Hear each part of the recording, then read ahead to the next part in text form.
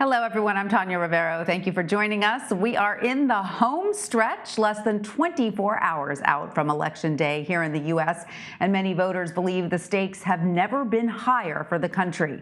It's another busy day for President Trump. He is holding 5 campaign rallies across North Carolina, Pennsylvania, and Wisconsin, along with 2 events in Michigan.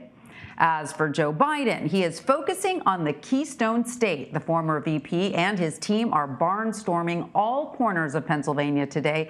That state could very well determine who wins this election.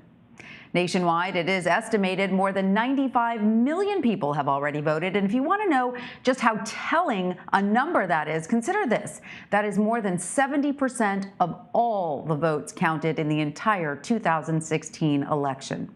This election comes amid the backdrop of the coronavirus.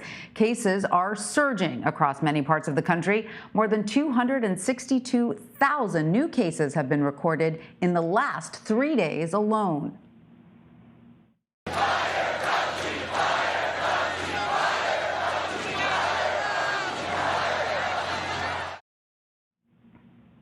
Some Trump supporters are calling for the firing of Dr. Anthony Fauci, the president seeming to encourage those calls. In recent weeks, Mr. Trump and Dr. Fauci have been at odds over how well the country is battling coronavirus. The nation's top infectious disease expert warning over the weekend of a tough winter ahead. But despite stark division over how to handle the pandemic, both candidates are doubling down on their core campaign messages. With God as my witness, I will never let you down. For the last 4 years, the depraved swamp has tried everything to stop me because they know I don't answer to them, I answer to you. It's long past time we start rewarding work, not wealth in this country. Under my plan, if you make less than $400,000, you won't pay a single penny more in taxes. You have my word on it. But I tell you what, the wealthiest among us, big corporations, 91 of which don't pay any tax, that paid 0 federal income tax, they're going to start paying their fair share. Let's bring in Kyle Kondik now. He is the managing editor of Sabato's Crystal Ball at the University of Virginia Center for Politics. Kyle, welcome. Great to have you with us. So this weekend, we saw 11 new polls come out from many respected pollsters. 9 of those were in favor of Joe Biden, but there were some areas of weakness for the former VP. He appears to be slipping in Iowa, according to a new Des Moines Register poll. Can you tell us the latest in the Hawkeye state? Yeah, Iowa is not a state necessarily that Joe Biden really needs to win, but Hillary Clinton's weakness there in 2016 ended up being, I think, kind of a harbinger for her broader problems in the Midwest. And Ann Selzer, who's a very respected Iowa pollster, probably the most respected pollster in that state, had Trump up 7, just like she had Trump up 7 right before the 2016 election. He ended up winning the state by about 9 points, so that poll was spot on as far as I'm concerned.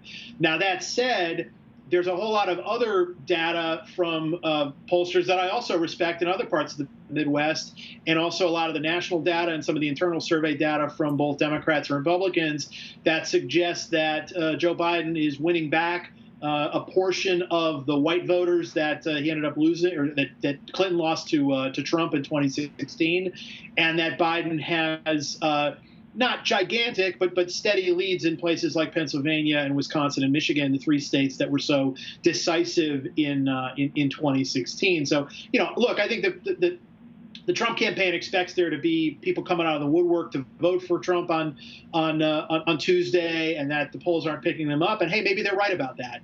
But I think the bulk of the data point to Biden. All right, so let's talk about another fascinating state, Florida. The race seems to be tightening there, according to the latest Washington Post ABC News poll. President Trump and Joe Biden are in a virtual dead heat, with Mr. Trump apparently holding a slim 2-point edge. So, Kyle, we know Florida, like Pennsylvania, is arguably one of the most important states in this election. So what more can you tell us about what's happening there right now? all the indicators are that the state is very close, and that we're seeing changes from 2016, and that it seems like Joe Biden probably is not going to do quite as well in Miami-Dade County as Hillary Clinton did, partially because some of the kind of conservative-leaning Latino voters, those of Cuban descent and others, might be sort of moving back to Trump. But on the other hand, there are a lot of other parts of the state that are whiter or white working class areas that where Trump did great in 2016, and there's a lot of polling that shows erosion. And what you see in Florida is that there are always changes going on in that state. There are always people moving into the state. People are Democrats and Republicans, and the state just remains very close. I mean, if you go back to 2010 and look at the last 5 elections, the 3 gubernatorial races and the 2 presidential races, they were all decided by a 1.25 of a percentage point or less. Mm-hmm. I think I still narrowly favor Trump in Florida, just because the Democrats can never seem to quite get over the finish line in that state. But I think we should expect a very close outcome once again. Yeah, I find the shifting sands of Florida always fascinating. All right, so meanwhile, the New York Times and Siena College have new polling out showing Biden up on the president in 4 key battleground states: Arizona, Florida, Pennsylvania, and Wisconsin. So if these polls are accurate, do you see any path that President Trump can realistically have to victory? I think the president needs the polling to be off in Pennsylvania. I think Pennsylvania is kind of it's become sort of clear that I think that's probably the state that's likeliest to vote for the eventual winning candidate. I mean, there are paths to victory for both Trump and Clinton without Pennsylvania, but I think that's sort of the key state. Biden has been up by margins there that look a lot like Barack Obama from 2012. Obama won the state by a little over 5 points. That's about where a lot of these polls have been, maybe the 5 to 7 point range. But I think it's possible that if the polls are off, that what would happen is that Trump might get even bigger margins than he got in 2016 in a lot of overly white, rural, small town areas where Trump is a beloved figure, and where voters in a lot of those places are pretty conservative anyway. And it's also possible that maybe Biden doesn't get quite the margin and the turnout he would want out of Philadelphia. There has been a little bit of signs of softness for Biden amongst voters of color. I think mostly you've seen that with Latino voters across the country, but I think Trump may do slightly better with the black vote. I mean, there's some surveys suggesting that Trump would get like 20 or 30% of the black vote. That's not going to happen.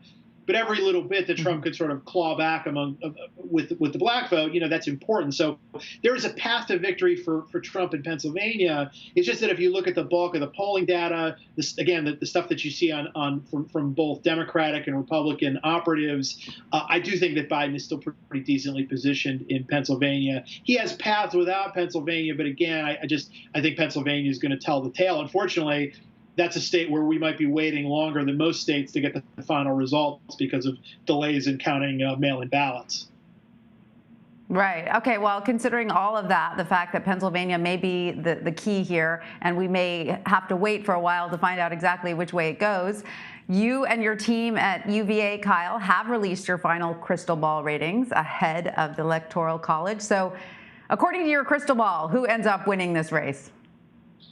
We have Biden favored. We have him getting 321 electoral votes. We have Trump getting 217. We have Biden restoring the so-called blue wall in the industrial north, Wisconsin, Michigan, and Pennsylvania. We also have Biden bringing a couple new states in the Democratic coalition, Arizona and Georgia, and also winning back North Carolina, which Barack Obama won in 2008. We do have the kind of historic, important swing/bellwether states, Ohio and Florida, sticking with Trump.